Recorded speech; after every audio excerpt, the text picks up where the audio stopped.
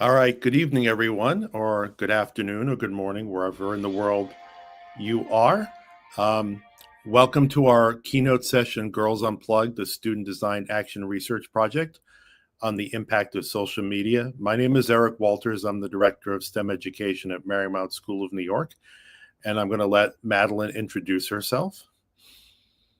Hi, my name is Madeline Stocks. I'm the co-president of the Tech and Media Club, and this is the club that founded this project. And I've worked alongside with my co-president, Lily Spiro, and it's been something we've been doing for the last year, and we're really grateful to have this opportunity to share it all with you. All right. Thank you, Madeline. Thank you for being here at the end of, I'm sure it's been a very long day. So first of all, we sort of want to get a sense of who's in the room. So if you want to share your general location and role in education in the chat, we'd be happy to hear where you're from.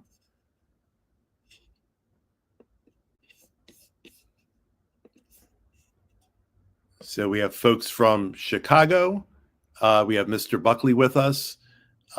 We have Muhammad, who was at our session last night at 7 o'clock. So welcome back. We have Kim from Chicago. Muhammad's in Rome.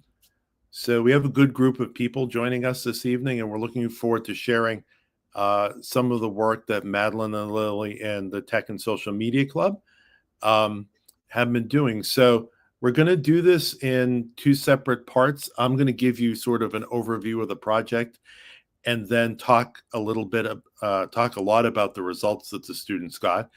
And then we're going to move to a Q&A session with Madeline and Lily, where we're going to sort of do a deeper dive into their research, some of the things that have surprised them in their research, and their thoughts on banning cell phones in school, because that's become quite the hot topic, both at Marymount and a number of independent schools over the last few months. So this project began, and before we start, I'm going to let Lily introduce herself. So welcome, Lily. I hope basketball practice was good. It was. Hi, everyone. I'm Lily Spiro. I'm in class 12. I'm the co-president with Madeline on the Tech and Social Media Club. And this has been a project we've been working on for quite a while, and we're so grateful to have this opportunity to share it with you. Awesome.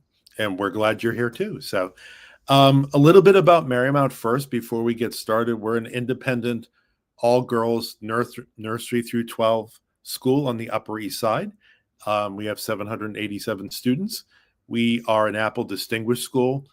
And part of the ending statement of our mission statement is we want our students to challenge, shape, and change the world.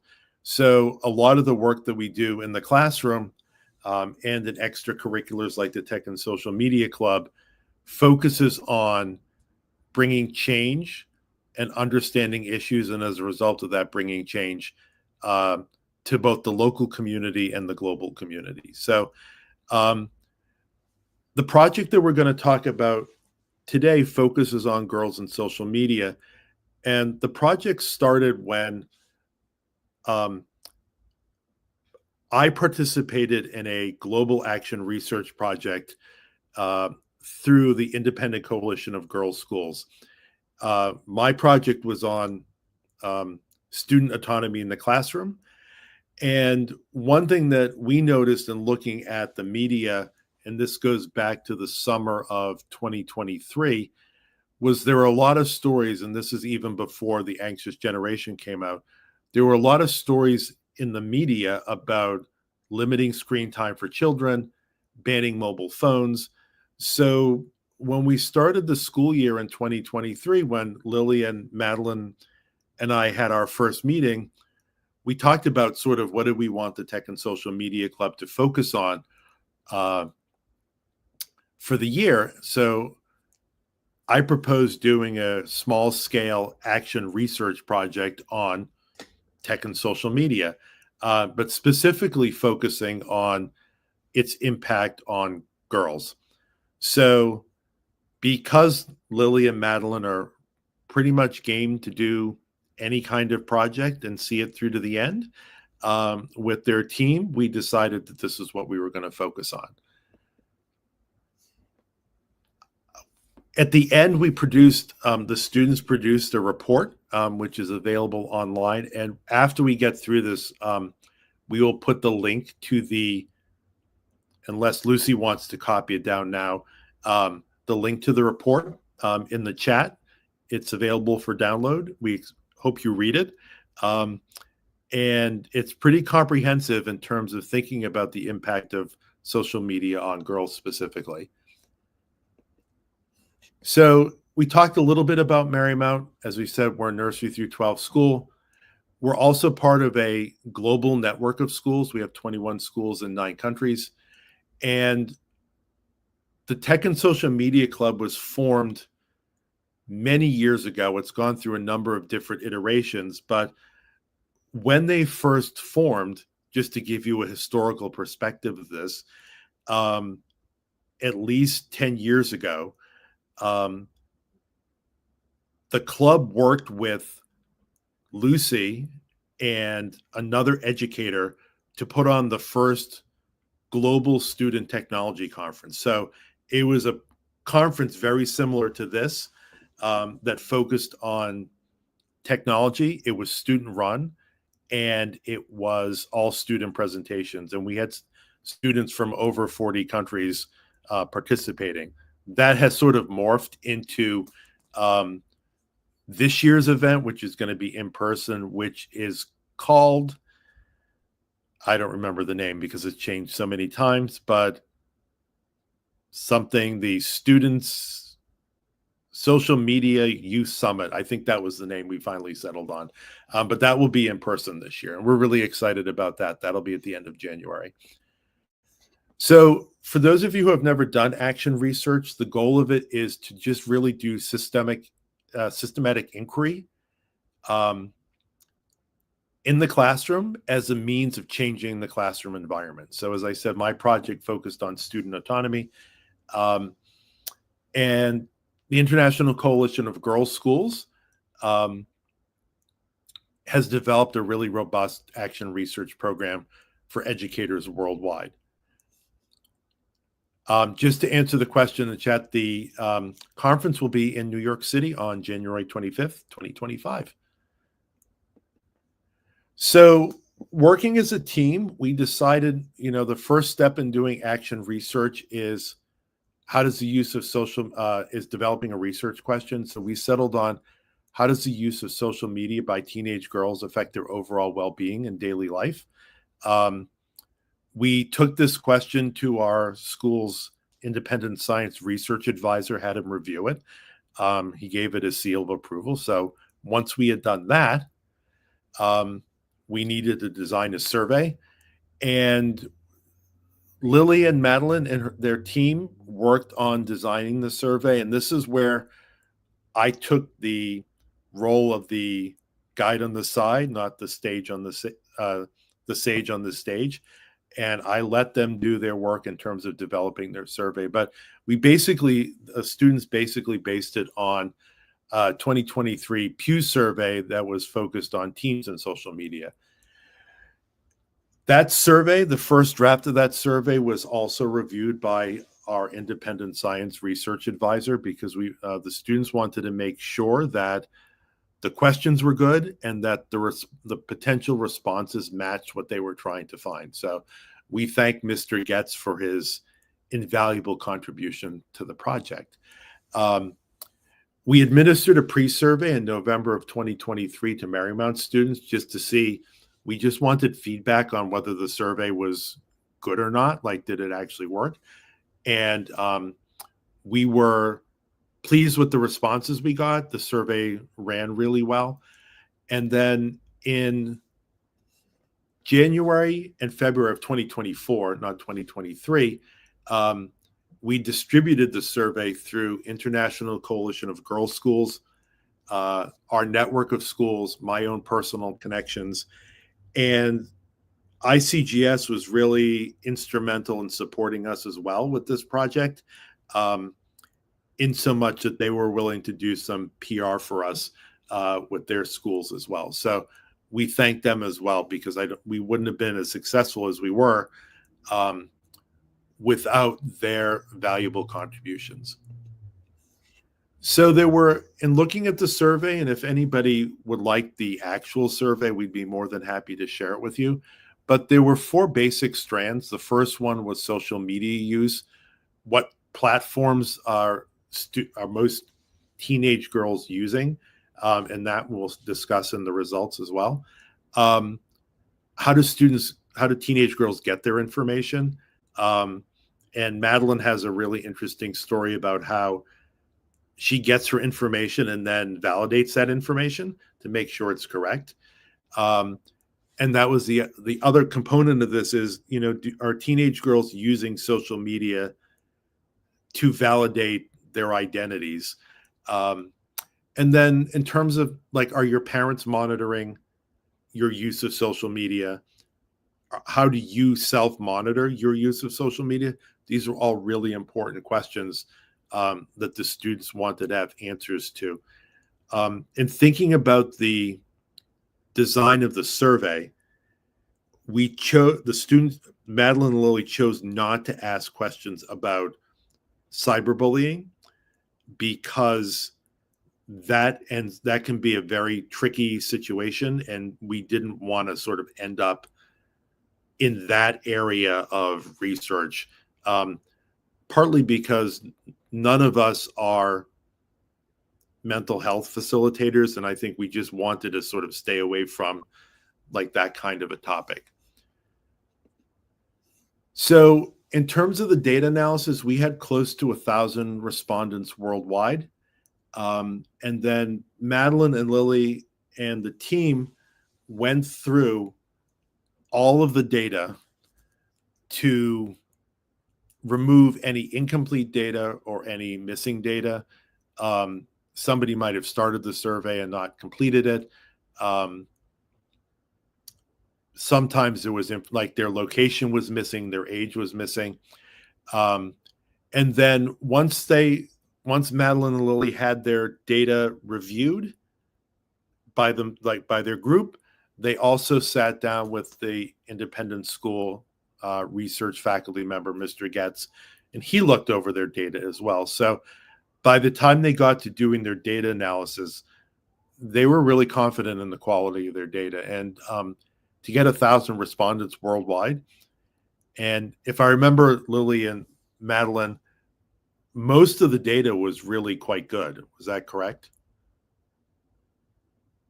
Yeah. So I don't think there were many responses that were eliminated. So we're going to go through some of the results. Again, you can find all the results in the digital version of the report. But in terms of ages, it was anywhere between 13 and 18 years old. The responses we got were primarily from the United States, Mexico, Australia, and Colombia. Mexico, we have a sister school in Cuernavaca in Mexico. We have sister schools in Colombia. They were very actively engaged in it. I have friends and colleagues in Australia that were more than happy to help out. The one thing we found really interesting is that we got no responses from anyone in Europe, and we are not 100% sure why that is. Even our sister schools in Europe chose not to participate. So, it just is what it is. And, we moved on from that. In terms of social media use, one of the questions was, do you ever use any of the following apps or sites? And the one that I think surprised most people was that one of the most popular ones was YouTube. And then the least popular one was Facebook, as most students will say. That's the adult version of Instagram, and they don't use it. So again, anywhere from YouTube, Instagram, TikTok, Snapchat, Twitter, and Facebook. And then just to go back one slide to this one, the results that the students got in their survey about girls' use of social media and what platforms they use aligned almost identically with a survey that was done by the Social Institute, where they asked teenagers in general, what platforms do you tend to use the most? In terms of general, like daily average time spent on social media, close to 60% spent 3 hours or more on social media. Less than 10% spent less than an hour. And it'll be interesting to see how that's changed now that Marymount's instituted a restriction on cell phone use during the day. So that's our sort of next interesting area of study. In terms of social media use, like right before bedtime, this was a really interesting question. Approximately 20% of the respondents said that, yes, they use it right before sleep and it affects their sleep. And then only about 10% said they don't use social media before bedtime. Speaking from the eye perspective, I'm only actually on social media during school. And then I usually check either Twitter or LinkedIn when I get home. But other than that, it pretty much stays off. And Madeline can tell you when we get to the discussion part of this about how her time spent on social media has realigned itself since we've restricted cell phone use. In terms of taking a break from social media, like doing a digital detox, about 30% said they had and they felt better. About 25% said that they had, but it was difficult. And close to 50% said they haven't done it. And what's interesting too is one of the things really interesting about the results is we wonder how honest students were about their social media use and whether they were sort of willing to be honest. That was the reason we didn't ask their names in the surveys, because we wanted them to be anonymous. In terms of seeking validation, only 5% said they seek validation or approval from others, but close to 30% said sometimes they do. And I'll be honest too, I'll post something. I don't post that often on LinkedIn, and I'll post something and I'll sort of get disappointed when not that many people either respond to it or make a comment on it. So it's not just girls, it's not just teenagers, adults do the same thing. And we're honest about it as well. So, okay. In terms of portraying a certain image on or lifestyle on social media, almost 30% of girls said that they do. Almost 45, 50% said they don't. And again, this was one of those questions we were unsure if girls were willing to be honest about their validation on social media. So in terms of conclusions, and then we'll get into the discussion about the survey with Lily and Madeline. As I said, most said they rarely or never seek validation from social media, but they do. Most girls said they feel better about themselves when whatever they're posting is either liked or they get positive feedback on it.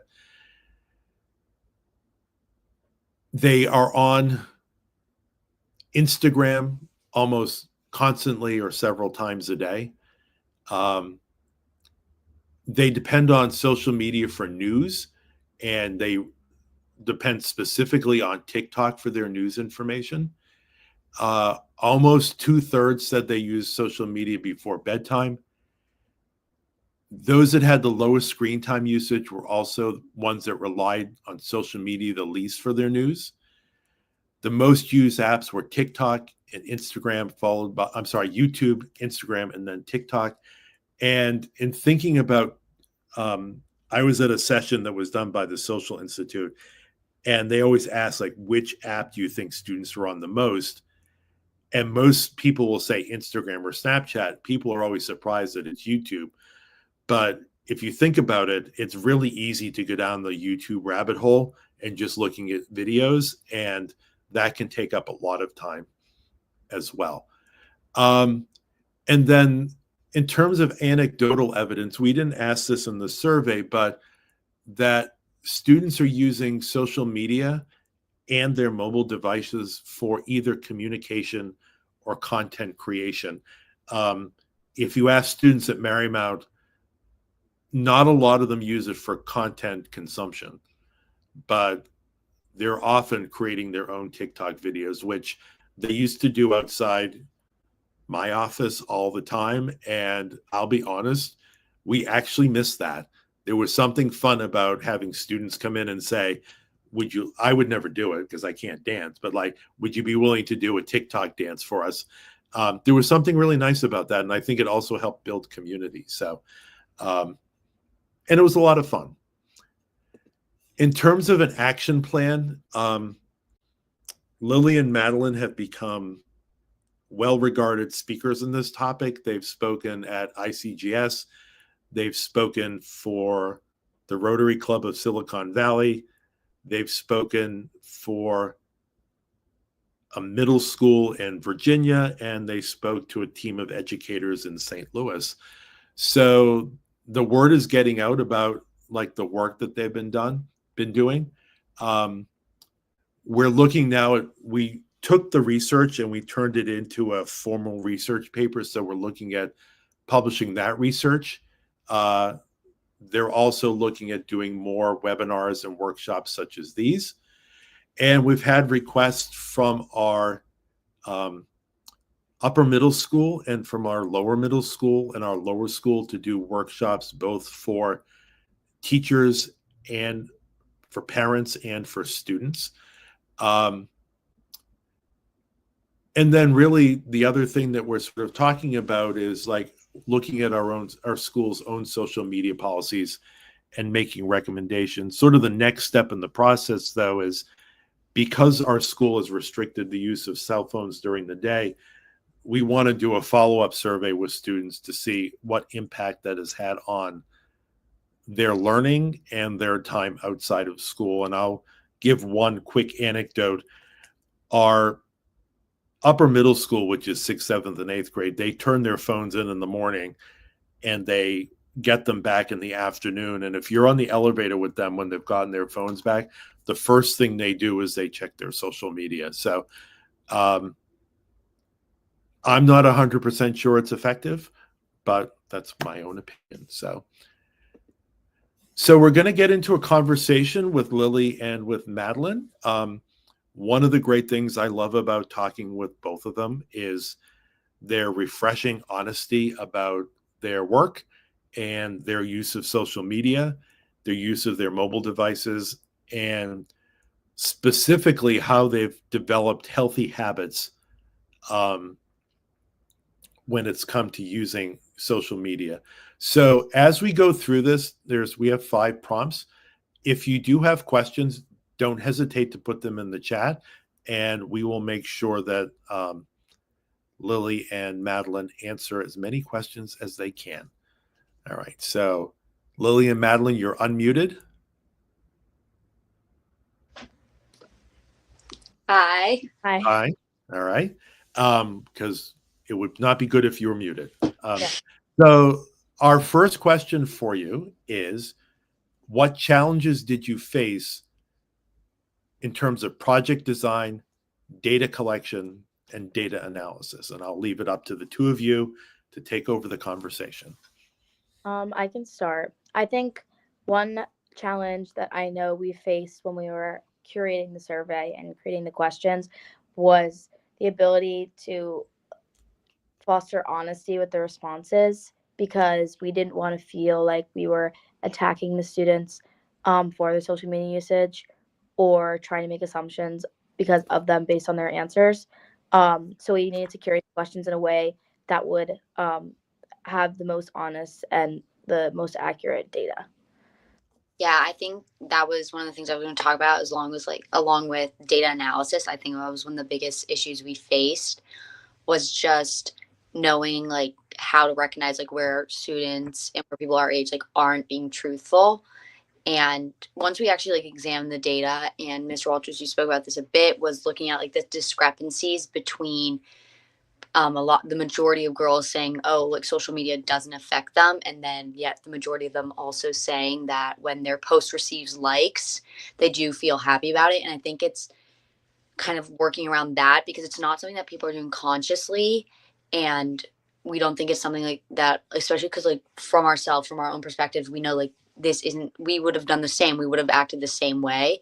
So trying to work around that, and also with the design process, I think Lily's touched on this, was just really trying to get the questions in a, because it's really difficult, and I didn't realize it until we did it, but have to phrase the questions in a specific way, because if you leave them too open-ended, it gives too much, like we can't really collect the data from that. So being able to cater the questions to what we wanted to learn, that I think was a process that was really difficult, but definitely ended up working out in the end. And I think we're happy with the questions we ended up getting, but that was definitely a process. So Catherine Kavanaugh asked in the chat, how did you manage not to write leading questions? I think that was like the biggest challenge. And I'm going to be honest, I think it took, well, we speak a lot about in science in our science classes, is the idea of like having multiple perspectives kind of roots out these issues, roots out biases, roots out all these things. So I think having just like, we had a bunch of us working on these questions. We had Mr. Walters, we had Mr. Getz, we had all these inputs just helping us. And I think just having multiple perspectives on it, like allowed us to kind of like filter out where we were maybe, steering away from what we really wanted to get at. Yeah, I think having me and Madeline also being young girls and being able to put ourselves in the perspectives of the respondents also helped, because we would have thought, if we were taking the survey, like what would we have wanted? And so like having our influence, especially like as girls, which is who the survey was going to, was really important, that it wasn't just curated by adults or like specialists, but it was like also people experiencing the effects of it, but also using other people's perspective that were different than ours, to make sure we weren't missing anything or misconstruing anything in the survey. Good. And were you surprised that you had close to 1,000 responses? Yeah, we were very happily surprised. Yeah, it was a pleasant surprise for sure. Yeah. I remember looking at one time and you had like 100, and they were mostly Marymount, New York students. And then all of a sudden it just sort of exploded, and you were up to about 600 from all over the world. So that was really great to see as well. So I think you definitely tapped a vein of interest in a lot of students and a lot of teachers as well. All right, next question. We talked about this already, but how did you verify the quality of your data? We individually went through, we kind of like took different chunks and we went through it as a team in Google spreadsheets, and Madeline can talk about like what we did after that. Yeah, we just kind of focused on, like you've already said, Mr. Walters, but questions where it's like they weren't filled out, questions that, yeah, in general, like questions that weren't filled out, questions that, had like some answers missing, or it was difficult, definitely. But I think what ended up being more difficult was even finding those questions, because like we've spoken about, is that there weren't actually that many. We feel that we did get a great amount, and like obviously there are always questions, like there are always responses that are an exception to what we found, and we still never treated those as like inaccurate. We just kind of, looked at kind of what the majority of students were saying, what the majority of girls our age were feeling, and we kind of like took and led with that. But I think like to weed out like the ones that were truly inaccurate, we looked at stuff that just was like incomplete or just like randomly selected. Was there a question that you wanted to ask but you didn't? I think we wanted to directly ask like kind of something along the lines of self-esteem or like image, but we did ask kind of that kind of question with like, do you feel validation? But it wasn't as direct, and it wasn't as like accusatory in a way.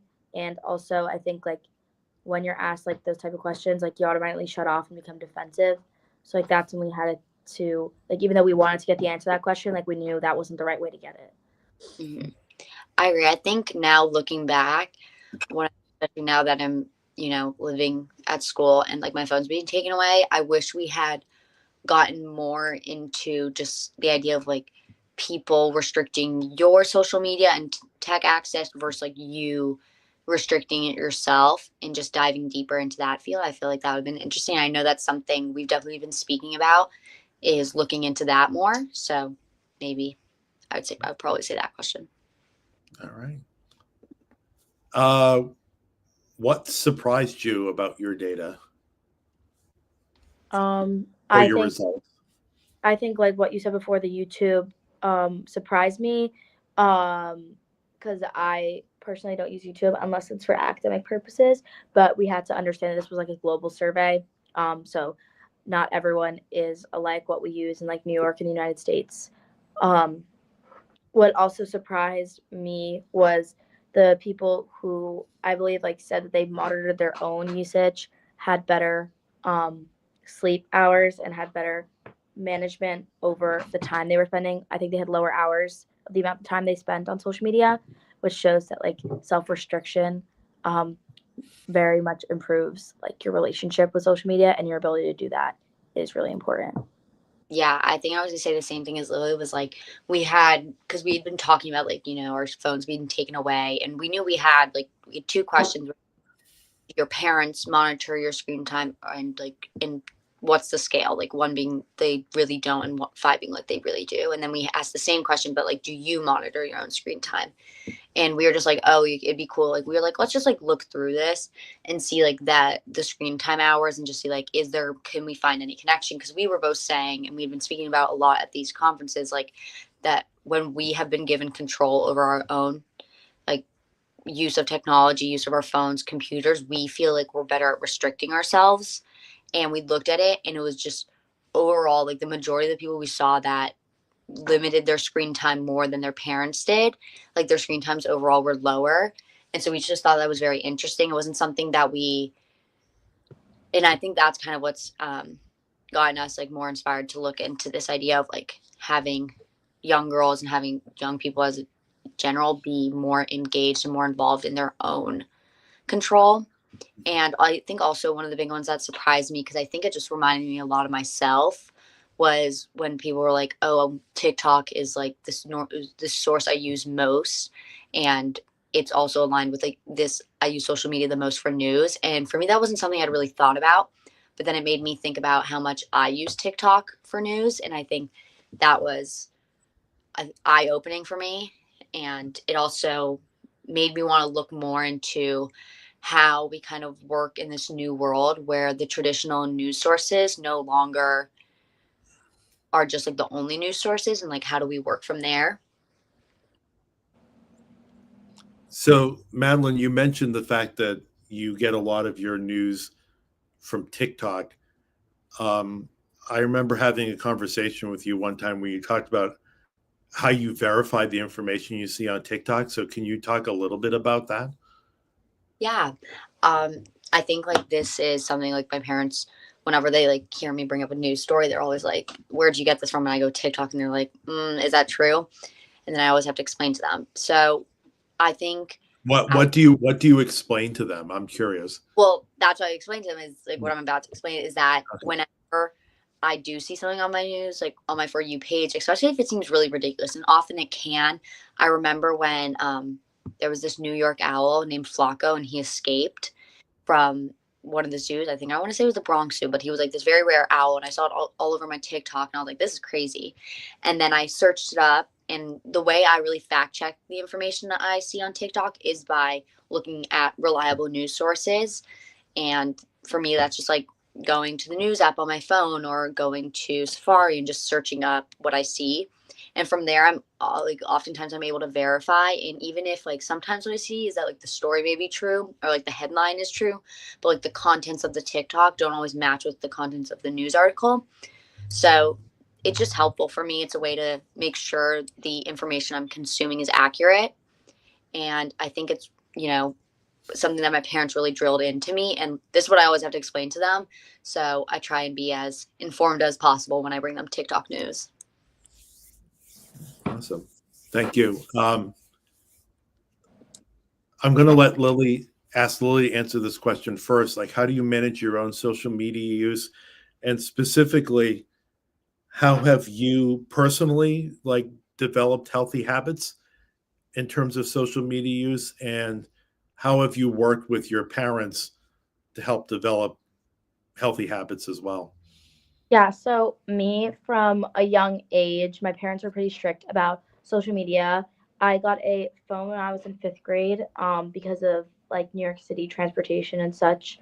A lot of kids get phones around that age because they need to communicate with their parents about where they are, getting home, and things like that. And I would say that was pretty standard in my school. And then I was allowed to get one source of social media when I was 13, and I got the rest at the end of freshman year of my high school, which was later than the average person in our school, I would say.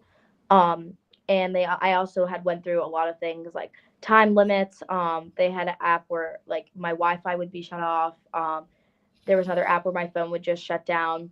Um, but once I got into high school, a lot of that really pulled back, and I had to figure out myself how to manage my social media use.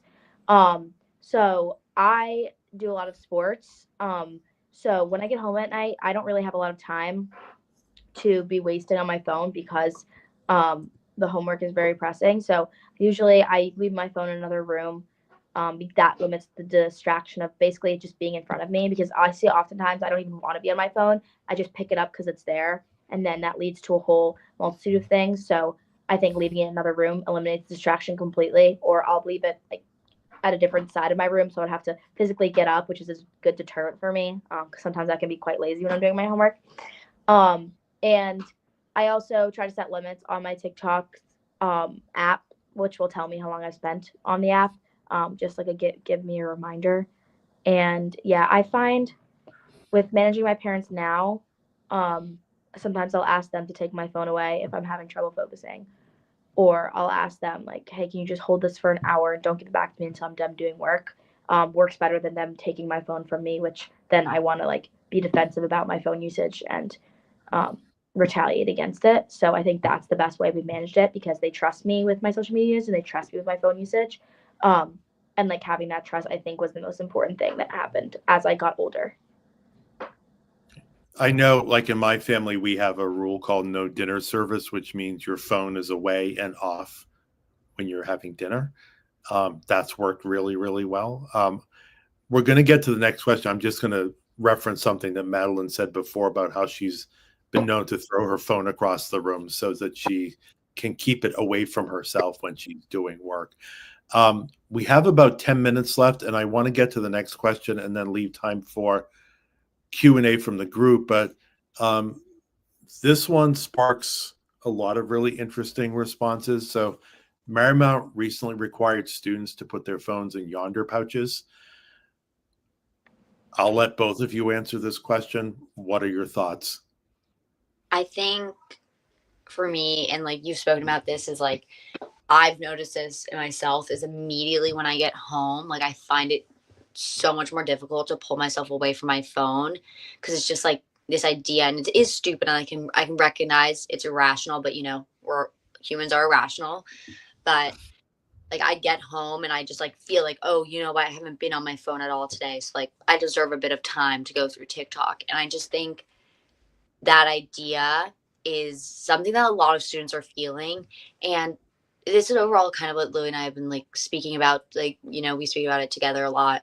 It's the idea that like when parents and when other people restrict you, it's not as effective. I think for the middle school, I mean, when we were in middle school at Marymount, they took away our phones. So that has never been something, and I would never recommend changing that. Definitely for middle school, having stricter procedures and protocol is so helpful because you're just less mature.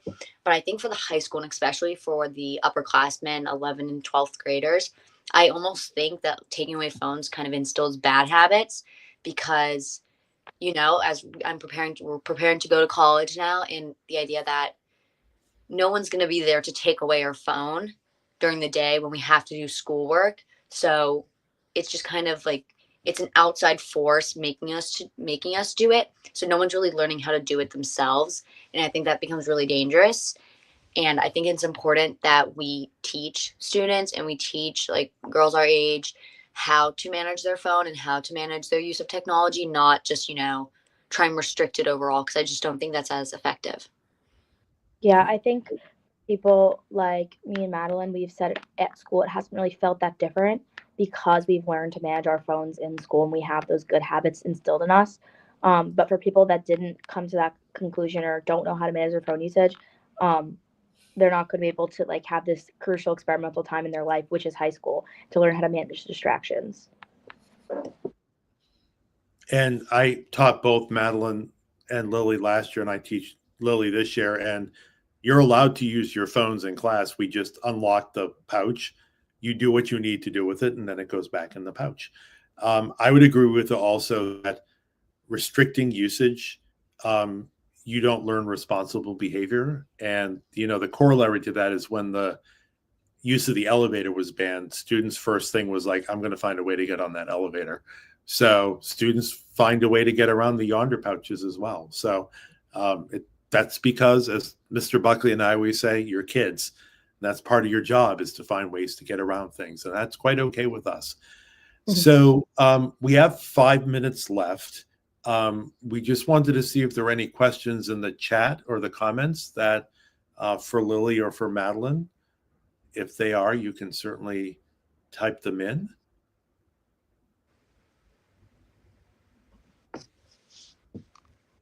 Madeline has disappeared. Lily's disappeared.